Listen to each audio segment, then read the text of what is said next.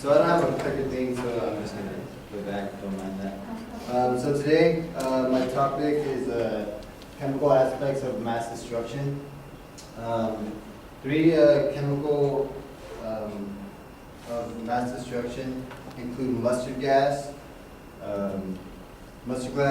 sarin, and taboon. Starting with mustard gas gets its name by the way it smells and the color of it. It's known to have like a garlicky smell. Have you guys ever heard of mustard gas? Anybody? Yeah. How it's created? Awesome. So mustard gas can be created with bleach and ammonium, and four components of it consist of carbon, sulfur, chlorine, and hydrogen. According to a British stat, it indicates that 1 in 38 of the casualties in World War I died, and about 1 in 400 were incapacitated for more than 6 months. And now it doesn't really sound like a lot, but when there's a large amount of people, it does really cause an effect, and the numbers do rise. Once contact is made, it damages the skin, internal organs, such as the mucous membrane inside your nose, which, if not treated soon, it could cause asphyxiation, which is choking. The next one that I want to talk about is sarin. It's also known as the poor man's neutron bomb.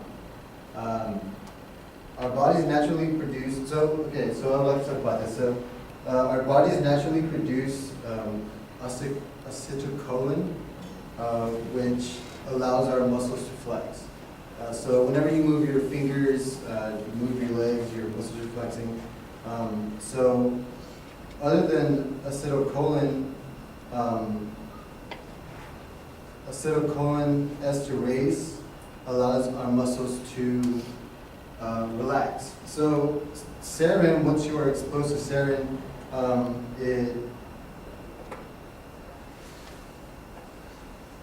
it changes the structure of the acetylcholine, which doesn't allow your muscles to relax. So basically, once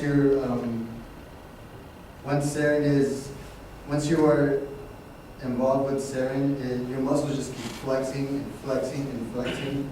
So what it does is it tightens up your diaphragm, which leads your muscles around your lungs to just basically give out, and that also causes choking, respiratory arrest, loss of consciousness, and some symptoms are nausea, violent headaches, blurred vision, and drooling. And an attack that was made of sarin. Well, one notorious attack that was of sarin was in March 1988 in Iraq, the city of Fallujah, when there was as many as 5,000 Kurds that were killed and 65,000 that were injured. And now the last one that I would like to talk about is taboon. According to Matthew Melson, a Harvard chemist, states that it is really easy to make taboon. It consists of phosphorus oxide chloride, dimethyl amine ethyl alcohol, and potassium cyanide. This gas is known to people put it in water, just because it has a clear, colorless look, and it doesn't have a taste. Exposure can happen through the skin, air, and through the eyes, also through inhalation. Taboon can stick into clothes and doesn't wear off for about 30 minutes to an hour. And once you are exposed to taboon, light symptoms include runny nose, nose tightening in chest, drooling, and nausea. And heavy symptoms include loss of control of your body, causing involuntary vomitation, urination, victims sink into a coma, and convulsive spasms happen. Heavy dose can kill in a matter of like 10 minutes. So if you inhale a lot of it, then, or if you're exposed to a lot of it, you can die within 10 minutes. If the victims do survive the taboo attack, they suffer from chronic neurological damage. Now, in conclusion, I would hope my audience got an idea of and a good glimpse of what chemical weapons can and how they affect you and can even kill you.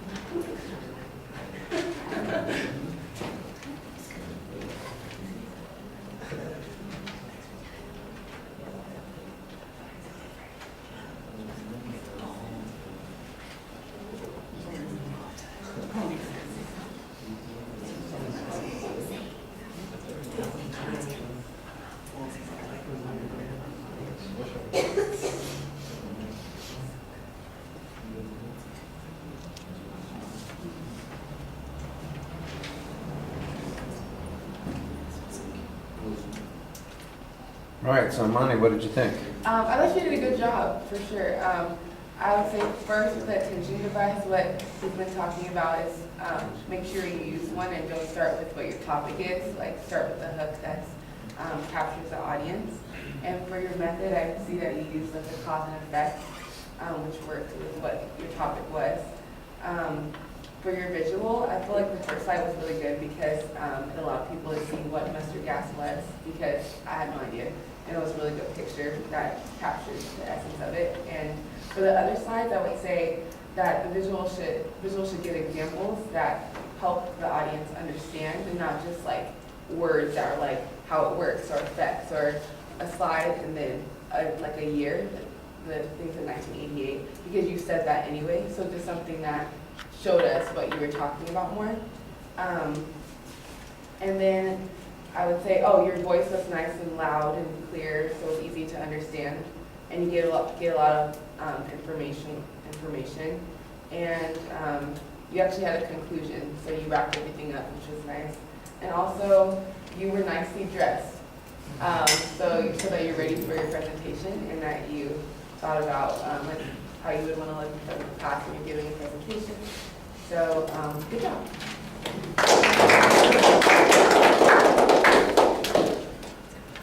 All right. Yeah, I'm going to agree with the topic. The attention step thing. I mean, we've said that 3 or 4 times today to people that do. It's as if we didn't have that discussion. You know, people are just starting off. Well, my topic is, and that's really annoying. I think we need a little bit more context here at the beginning of the speech. You want to give us a justification for talking about this, give us a background set of circumstances why this is something that is being discussed in the first place. And I don't think it's that hard. You say, look, you know, we live in a world where terrorist attacks could happen at any time. The threat of chemical attacks is always present. It's one of the things that we were concerned about when we went into Iraq in the first place, is their use of weapons of mass destruction. And we ought to be a little bit more familiar with the potential sources of danger that are out there. You know, my goal today is to explain 3 of the most commonly used weapons of mass destruction that are gas-based, and they are, and then you list the 3 things that you've got. And then okay, now I understand why I'm hearing about it. As it is, it just says, well, I'm going to talk about these chemicals that are, you know, used in destruction, and they are X, Y, and Z. I'm just going, huh? Why is this a thing? Why is this something that I should be paying attention to? So I think you could give it a little bit of context with just a little bit of extra effort, and it would be clear. Now, you do have a preview, so you do tell us what it is you're going to be talking about. I appreciated that. On the first point, when you talked about mustard gas, I thought you described the process pretty well. I did appreciate that you didn't give us a formula each time and give us the how to make it. I think that might be a little bit problematic, and if I posted that video online, ISIS would probably be logging on and downloading all of those videos, so I think that's probably a good thing that we didn't get too much detail. But the notion that it's relatively easy to make these is the thing that makes them so dangerous. This is something that could be used on civilian populations without too much problem for a terrorist group and something like that. And again, to maybe make it interesting. Now, let's talk about how it has been used in the past. We know that mustard gas and sarin have both been used in actual warfare. Mustard gas in World War I accounted for, and then you've got some statistical information that you present. So I like the statistical information you present. I think you could present it visually. Your visuals are basically just the word buttons for the speech. It's like if you didn't have a set of notes to look at, you could just look at your slides and say, well, here's the next thing I'm talking about. If only you just had the content, that you could then add. It's not doing much for us. It's not adding much for us, except that it does help structure your speech for us, and that's about as far as it gets with it. So I think you need to do a little bit more than that. I did like the picture of the mustard gas being used in this situation. You had the yellow that's going on there. And by the way, it probably wouldn't be too hard to find some, unfortunately, battlefield photos from World War I of a mustard gas attack, or even the injuries that people receive in those sorts of attacks. You've got a long list on each of these of potential effects on the body.